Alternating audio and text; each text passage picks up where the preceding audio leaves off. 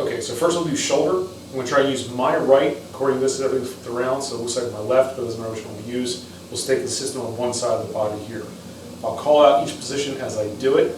I'll show you how to actually do the first couple measurements as we go through. So very simply, we're going to do the shoulder, glenohumeral joint right through here. So looking at the ball and socket joint in particular, we're going to try and isolate that as best we can. Occasionally though, the clavicle, where it meets with the acromion over here, can also assist in certain motions, but that can throw off the actual measurement. Because basically when we do these range of motions, we're looking for a single axis point as best we can. This is why a lot of times different orthopedists, they have different ranges of motion depending on what body part we're talking about. There are some points of contention back and forth about what's a pure motion, but for the purpose of this course, we'll do the best we can with it, okay? So very simple, we'll start with the shoulder first. So we'll look at the axis point, we'll have an arm down, perpendicular to the floor. We'll look at the axis point right here, right at the ball of humerus. So very simply, you're going to raise the arm up into full flexion. You take a measurement right here, and I'll return back to the starting point again. I'll go back and forth about 5 times and hold that position for a couple seconds. If you need to, pause the video, take the measurement, and we'll move from there. So again, flexion, take the reading. We're looking at where the humerus is going to make that angle right through here.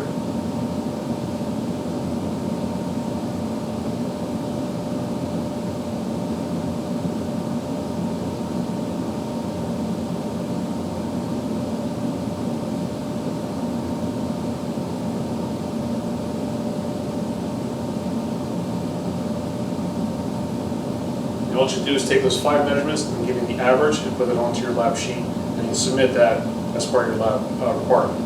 Now we'll go to the shoulder extension. So this from here. So actually it's technically going to be hyperextension. When we go into flexion this way here, returning back down is considered the extension. And then going back further to posterior is going to be hyperextension. From here, backward this way. The extension, and returning.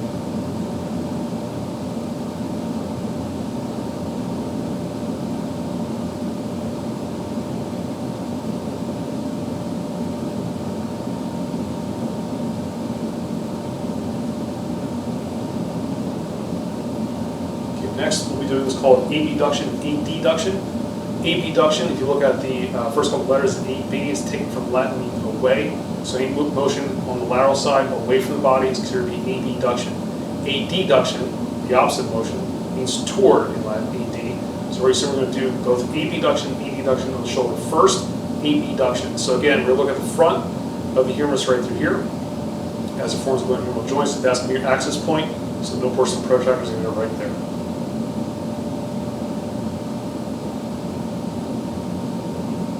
Now notice it's a little bit difficult here because again my clavicle is going to assist a little bit as I raise my shoulder up, but it's the best we have to work with. Those of you doing this at home, flip the hand over in this position here, and let the shoulder come all the way up this way here.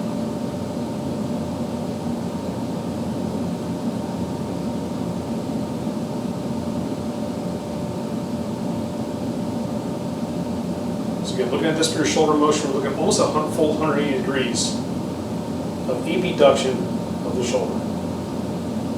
So again, we're only looking at the humerus, we're not really worried with the rest of the arm. So whatever my elbow does and wrist does, it doesn't matter.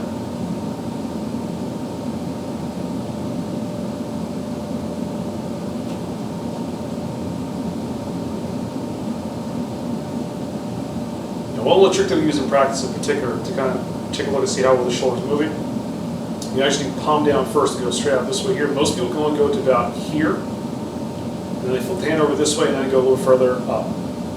This allows the humeral head to dip down slightly and slide underneath the acromion to give us more into the full range of motion for the abduction.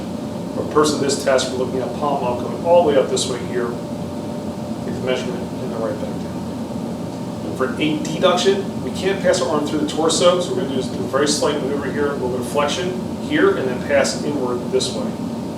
For adduction, going towards the midline of the body. So again, we're going to look at the axis point right through here. And take the measurement just with the humerus bone right through there. Not worried about the elbow, not worried about the forearm.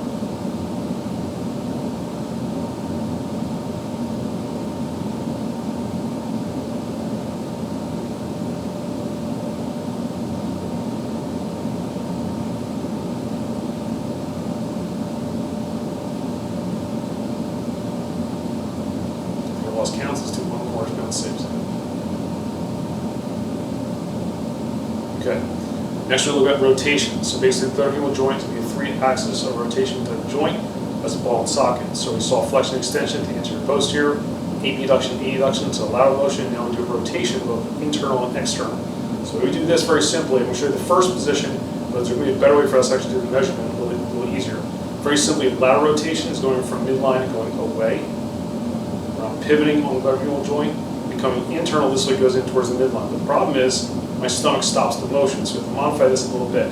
So we're going to do very simply is going to abduct the shoulder to about 90 degrees. Okay? My forearm is going to be parallel to the floor. We're going to use just the tip of the olecranon through here as our reference point, and we're going to measure from here into external rotation, then internal rotation. And again, what my hand does doesn't matter a damn thing. So very simply, this motion here going external is the same thing as if I did it like this, going externally this way. So again, take the measurement, starting here. So external rotation first. So again, we're looking at the shaft of the all-in radius, and you use the olecranon as your axis point.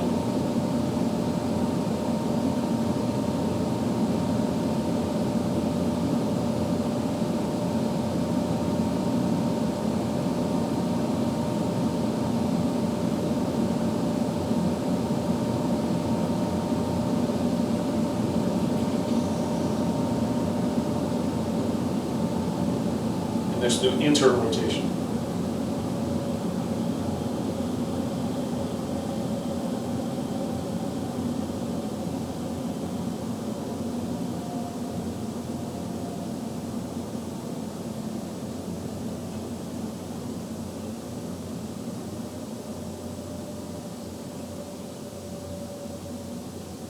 Yeah, those of you doing this at home, if you're doing this on a different person, very simply, don't let them roll the shoulder up this way and arc backward into extension. That throws off the actual measurement.